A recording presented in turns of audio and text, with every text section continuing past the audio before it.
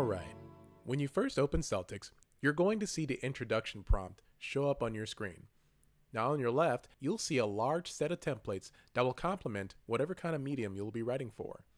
In our instance, we're going to be choosing film, but before we do that, feel free to check out Samples on the right side of your prompt window. This will show you some good examples of scripts that the cool people at Celtx have made available for you. Let's see, we got a Wizard of Oz here, we even got World of Worlds, and they're all done in different formats. If you head back to our project templates, you'll see we have a number of different formats. We can start with film, we can also go to audio play, we can do novel, comic books, or we can do storyboarding. Perhaps I can make another tutorial that is a sequel of the Adobe Premiere tutorial that I made for CartoonSmart.com. Thank you, Celtx. And that, my friends, is what's known as a shameless plug. Alright, so let's go ahead and choose film, and we shall begin. Okay, we know that Sauer is a banker, right? Well, we could establish our story first at a bank.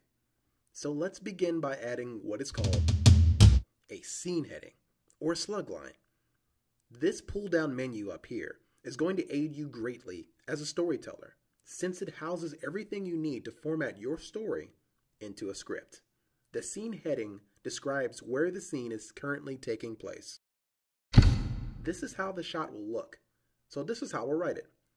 First, since the shot takes place outside, we need to write EXT, which stands for exterior. And since we're at a bank, let's put down Sauer's Bank.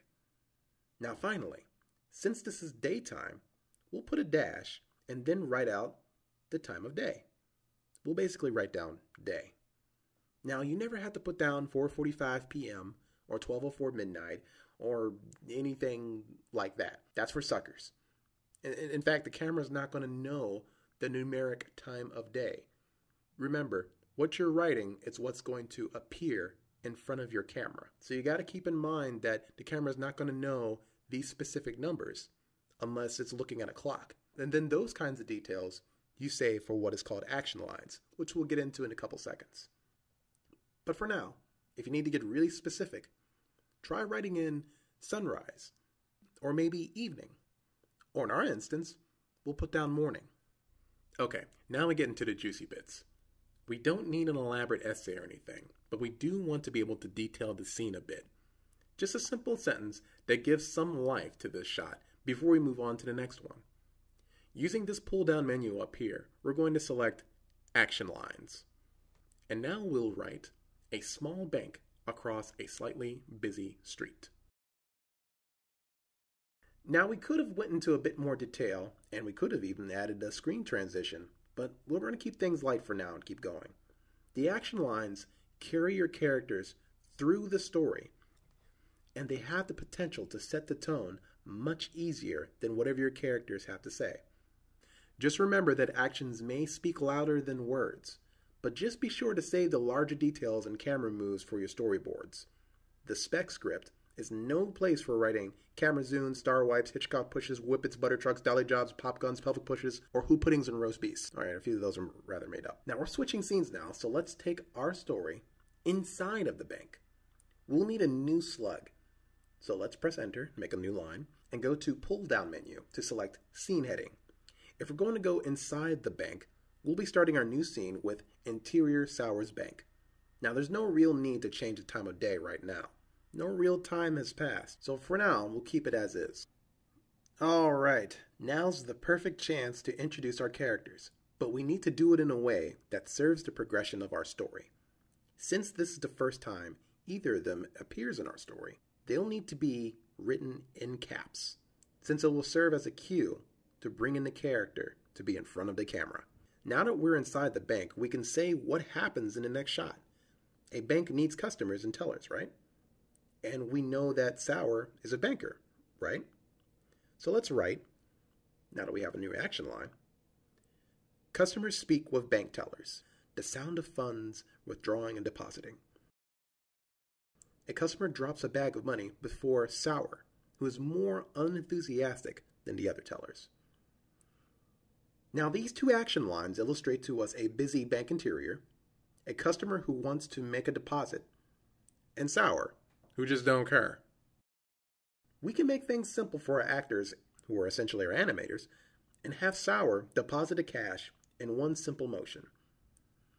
So we'll write, Sour pulls a lever, and a small trap door appears under the money. The bag falls into the hole, with the words deposit appearing in their place. Now in your pull-down menu, we're going to select character. Don't forget to press enter so we can make a new line too.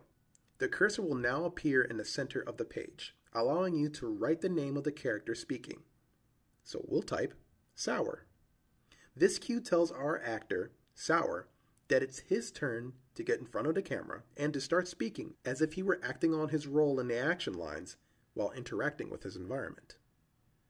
Okay, so if you press enter again, you'll move the cursor into dialogue mode, and this will allow you to write exactly what the character will be saying, which in our case would be, next in line, please. Now we write, the customer leaves. The next customer drops another bag of money before Sour, who simply pulls the lever and deposits the cash once more.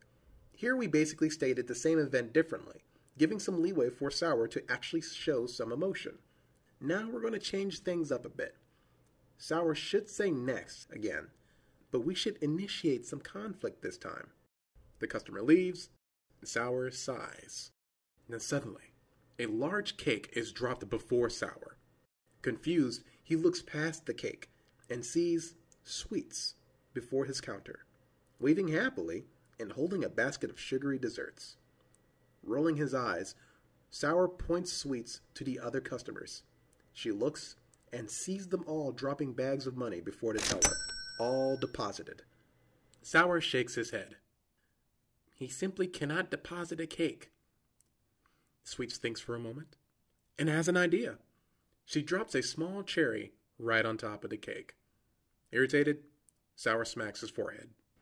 We've now introduced conflict into our story.